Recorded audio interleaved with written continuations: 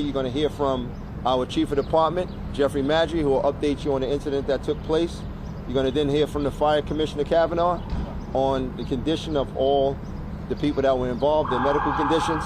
And then we'll have our Chief of Detectives, Joe Kinney, and he'll talk to you about the investigation of the incident today. So with that, I'll bring up the Chief of Department, Jeffrey Maddrey. Okay, thank you. Thank you, Commissioner Shepard. Good afternoon, everyone. I'm going to try and talk loud so you can all hear me. But at 1:30 this afternoon, right here in Collect Pond Park, which is directly opposite of a New York County Criminal Court at 100 Center Street, where the trial of former President Trump is currently taking place, we observe a male walk into the park. He walks into the center of the park. When he's in the park, he starts shuffling around his clothes. He opens up a book bag. From the book bag, he takes numerous pieces of papers, pamphlets out. He throws the pamphlets throughout the park, and then he pulls out a canister and pours some kind of liquid on himself, a liquid we believe is an accelerant, and he lights himself on fire. The male, he takes a couple of steps while he's on fire, and then eventually falls onto a police barrier and falls down to the ground. He's on fire. Another area in the park where some of the accelerant spilt is also on fire. Civilians, court officers, members of the police department, they run into the park. They make efforts to put him out. They use their coats, they use fire extinguishers. Eventually, FDNY responds. We're able to put the male, extinguish the fire, and from that point, we remove him to a Cornell burn unit, where right now he's there in a critical condition. At this moment, I'll let our fire commissioner talk about the condition of the male and the condition of people who also helped and who are witnesses over there. Commissioner? Thank you. As the chief mentioned, the victim is in critical condition but is alive and intubated at Cornell Burn Center at this time. There were three NYPD officers and one court officer, so 4 officers who had minor injuries from their exposure to the fire. They are all fine, they are stable, and they are green tags, which is minor at this time. We were on scene, as the chief mentioned. EMS did treat and transport the patient, and we do have our fire marshals here helping with the investigation at this time. Good afternoon, everyone. So the male that's involved in this incident, his name is going to be Maxwell Azzarillo. Right, he's a male. He's born in 1987. His driver's license indicates that he's from St. Augustine, Florida. What we know from speaking to other witnesses and family members is that he arrived in New York sometime earlier in the week. We have his car being in St. Augustine, Florida on the 13th. So anywhere between the 13th and today, he arrived. We spoke to family members today. They were unaware that he was even in New York. As the fire commissioner stated, he's at Cornell Burn Center right now in likely condition. So the accelerant that was used, it appears to be some kind of alcohol-based substance that's used for cleaning. And that's all we have right now. Carlos, why don't we go right down the line, left to right, and just we'll decide who's going to take what. I wanted to ask about security. Obviously, there's about NYPD officers. Are you going to be putting more officers? Is there any change to the strategy of what the protocol was before? Listen, Mark, after every incident, we have an after action, and we'll talk about if we're going to add officers or not. But just so you know, we had a lot of officers in the area. It is open to the public to still walk through the park, and so there was no security breach here at all. Aaron, thanks, Chief. Any evidence of a political motivation here? Do the pamphlets give you any clues as to why this occurred?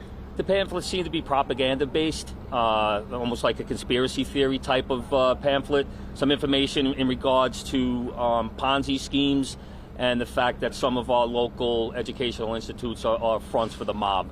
So a little bit of a conspiracy theory going on here. Rocco, Chief, any indication if he was here in the park earlier in the week at all?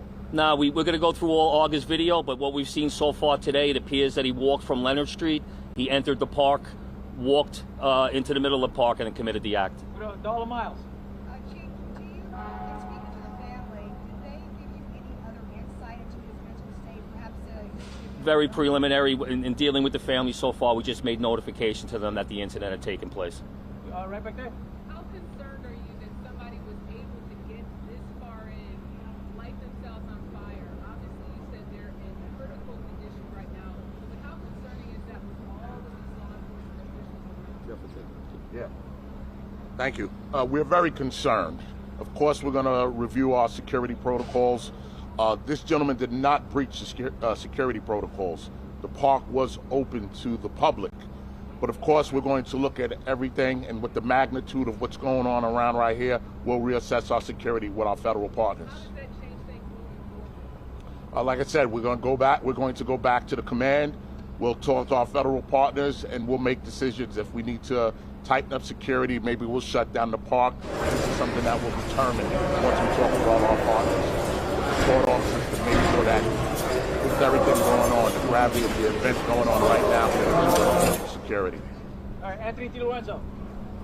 So from the video and from eyewitnesses, it took a few minutes for police officers to get there to get their hands on fire extinguishers. Was there no FDNY presence already here because of the obvious person inside the courtroom? And is that something that maybe the FDNY wants to revisit in case there is some sort of another emergency like this where EMS or fire would have to respond immediately? Because it took police officers to use fire extinguishers.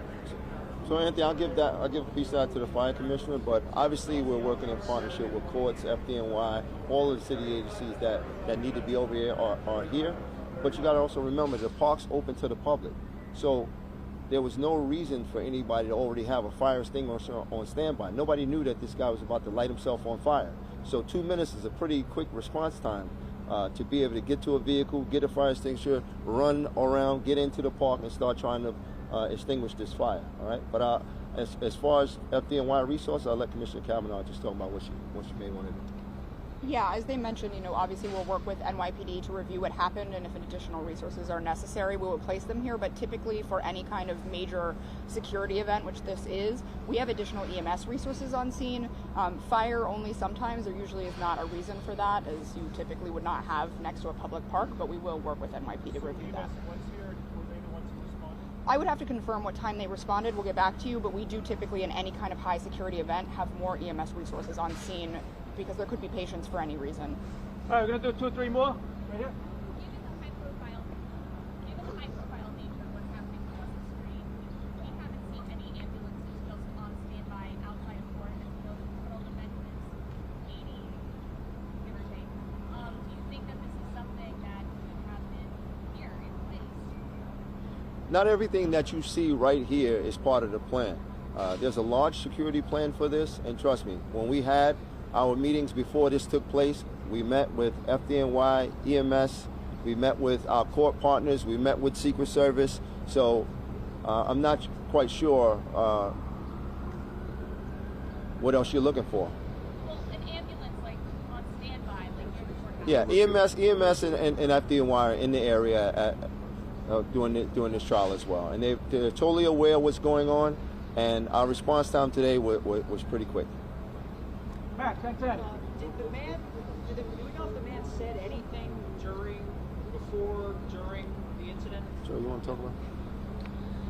As of right now, what we're showing is that he just walked directly into the park and began to throw the pamphlets in the air and then lit himself on fire. That could come out during our investigation. We have a lot of witnesses here. A lot of people are coming forward. We hope if more people come forward, we can put a little more information together. But as of right now, we don't have that he was making any statements. Tim McNichol, CBS.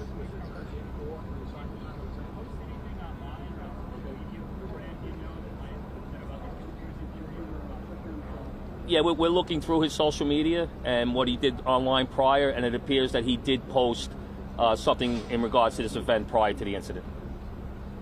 Dan Rivoli.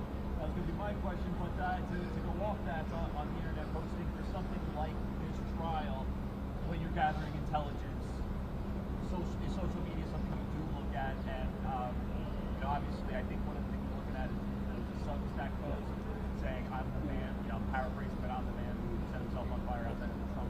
Yeah, all of his social media is going to be scrubbed. Obviously, we didn't know him prior to this incident. I can talk about the Detective Bureau. We didn't know him prior to this incident, but going back now, part of the investigation, all his social media, any associates, we'll be looking at all of that. Right here. Is there any connection between this guy lighting himself on fire and the Trump trial? At this point, like I said, very preliminary. We don't have that. Emily, don't pull out. As a